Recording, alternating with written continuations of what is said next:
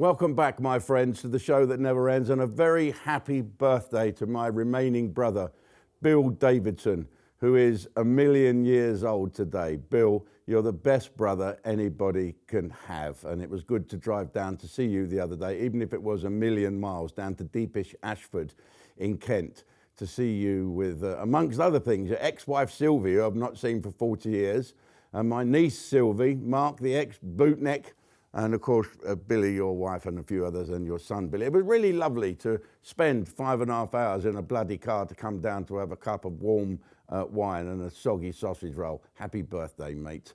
And today is Black Friday. It actually started last night at midnight. Now, Black Friday is simply this.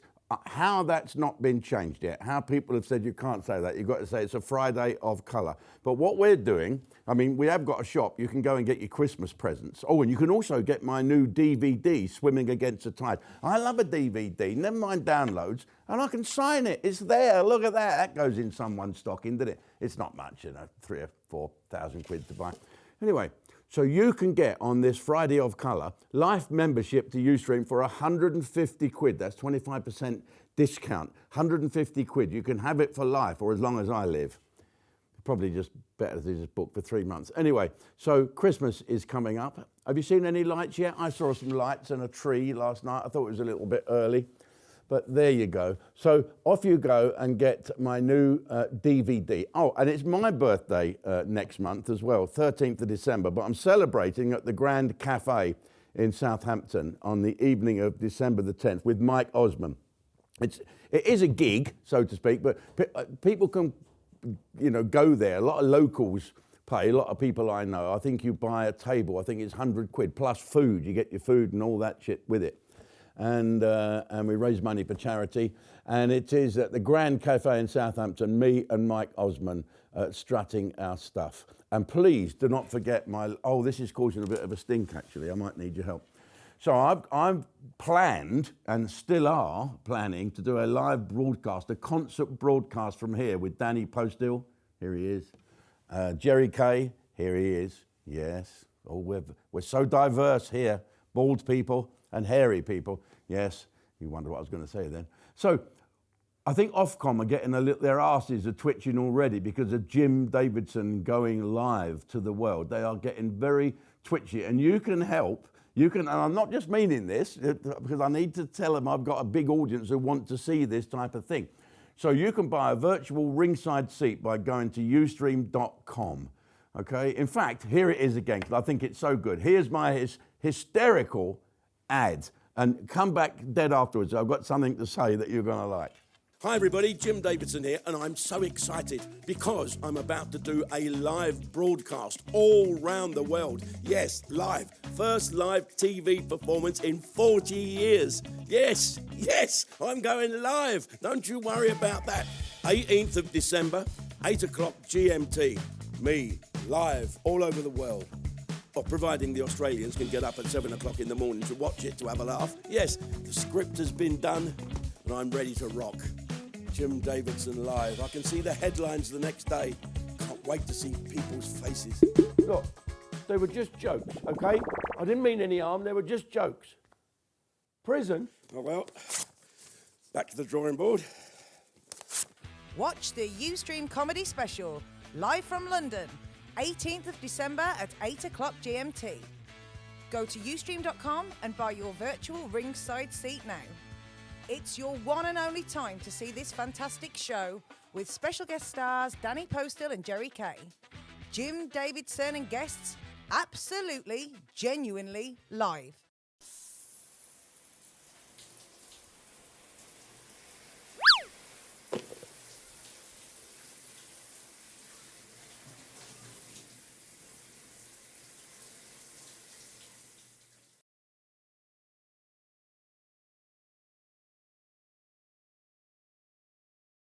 Well, yes, so there we are. I'm going for it. I don't care if I have to drop the soap later on or not. Do you know what? I'm going to go for it. I can't be told what to do. Can you?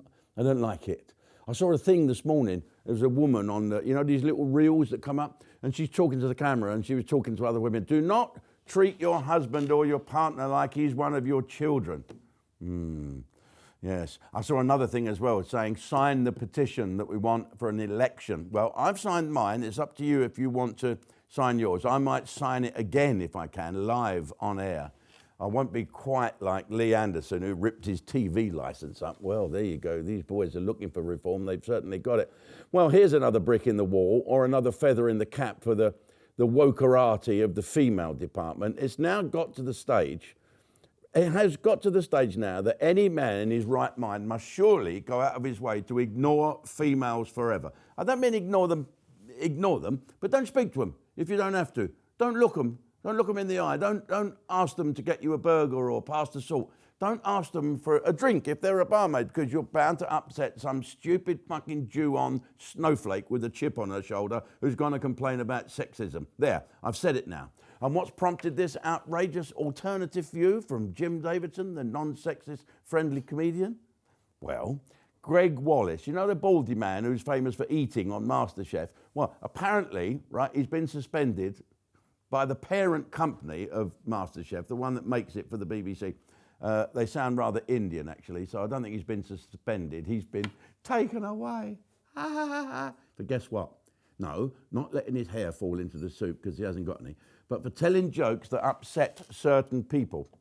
Yes, split up. No, we know the type of people that get upset. Well, they're women rather than people. Women get upset about jokes. Do men get upset about jokes? Why is that? Why is that? Because we're happy in ourselves and we're, oh no, I don't want to. Anyway, I don't know the answer to it, but you cannot now speak to a female. I now won't have photographs with girls. If they say, can we have a photo? No. Why not? Well, I'll remind them about certain things. Prince Andrew's arm around the waist was a good one. Anyway, let's, what's he been done for? Telling rude jokes. Yeah. Actually, it's called historical misconduct allegations, and they're launching an inquiry. I can see it now. Over to you, Mr. Chairman. Now, Miss Swinson, you said that Mr. Wallace behaved in a sexually misconductly way. What actually did he do? Grab your bum? No. Stick his hand up your skirt? No. Squeeze your tits? No. Then please, in your own words, tell us what he said. Well, he said, and I can't bear to repeat it for fear of going straight to hell. This has caused me to lose sleep and has given me great anxiety. I haven't had sex for 16 years now because of this awful baldy man that likes to eat pudding. He said this. Old Mother Hubbard went to the cupboard to get the poor doggy a bone. But when she bent over, up jumped Rover and gave her a bone of his own. How awful. Yes, thank you, Miss Wilson. We can understand how upset that you are, and we're going to speak to the Metropolitan Police about this. And I think this is a hate crime, and just for good measure, we've called the RSPCA as well, and the local council department that deals with these things, and we've asked for the dog to be put down. We can't actually have dogs giving bones to people. No, it's terrible. World's gone fucking mad. Why would you risk being friendly with a woman? Do you know what I mean? Is it getting to the stage now where we can't say to her anything? You can't say to a woman, you're attractive. Oh, that's sexist. All right, you ugly cow. I won't fucking tell you again, all right? Right, okay, Here's a great story that made me laugh. A young geezer called Daniel Khalifi, who's half Iranian on his mother's side, has been arrested for spying. And you've got to read it. It all sounds a bit Walter Mitty, if you ask me. There's a court case going on, so I've got to screw the nut a bit. The headline in the paper says, former British soldier spying for Iran. But the truth is he joined the army at 16 and then was kicked out at 16 and a half during training. He then got the hump with that, with the army, and started spying. On what? What was he fucking spying on? The training ground? Studs in his football boots? Here's some grass that we play rugby on. And he's passing this information to the Iranians, who must be as thick as fucking shit to think it's worth something. All right. What can a 16-year-old failed trainee soldier give the Iranians? Just a load of old bollocks. But then he rejoined as a scaly. A scaly is the Royal Signals Regiment. He's a signaller. And he started handing pictures of his barracks and bits and pieces and passing them to the Iranians, who gave him a few quid. So he fucked off from the army, deserted and hid in the back of a van with a load of money. And he wasn't even very good at that, because there's a million pictures of him on CCTV, putting with his cap on like that, but looking at, you couldn't fucking make it up. Anyway, he got himself nicked when he bumped into one of his old army pals, who promptly grassed him up. And he went to Wandsworth Prison. Now, this is where it gets good. After 8 months in Wandsworth Prison, he fucking escaped. He escaped. Isn't that good? Isn't that boy's home? He hung over the inside of a laundry van. Good on him. So now he's in court charged with espionage and God knows what else, but let's see what happens. And I hear they're looking for a new James Bond, and he could be your man. If he could cook, maybe he could go on, take Gregg Wallace's place. Yes, they're using someone with resilience like this, and he can sell recipes to the Iranians, because Persian food is shit, as we know. No, it's not, it's lovely. So, I've been watching a great show on Netflix called The Jackal. Have you seen it? It's The Day of the Jackal. My mate Frederick Forsyth wrote the original, and he taught everybody how you can get a new identity by going around graveyards. Anyway, long story. And it's played by this geezer. Who is it? Who's the geezer, Ali? Eddie Redmayne, who was used to be a Cherokee Indian. Anyway, he doesn't look like a baddie, which I think is rather refreshing. And of course, they've changed it. They've changed the original story to make him a special forces soldier, of course, who was blown up and believed killed. Well, he wasn't, and he's now a TV star. No. This is a story. It's all about a professional hitman that has been hired by these unknown people, played by that ridiculously craggy-faced, baggy-eyed actor, Charles Dance, to assassinate someone. And of course, the person he has to assassinate is gay and kisses men all the time. That's okay, that's fair enough. But does it add to the story? No, not really. And yes, you've guessed it, the jackal, who is happily married to that beautiful bird who played Tokyo in the Money Heist. Great show. Now, he has a gay affair with someone he's using to gain access to a theatre to shoot his target. But why did he have to sleep with this man? He didn't really have to do that. It's just there, so it's fucking woke and made it seem okay. You haven't seen him sleep with a woman yet. I'm looking forward to that bit. But a bit of gay romance on television can't be too bad, really. So even an assassin special forces guy can kiss anyway, I can't wait to see episode 8, the last episode, where he has changed sex and had a skin transplant to be a black lesbian. And then he can go and do an advert for Jaguar. Right, join me on Ustream, where I'm about to get in trouble about that ridiculous bloody Labour MP.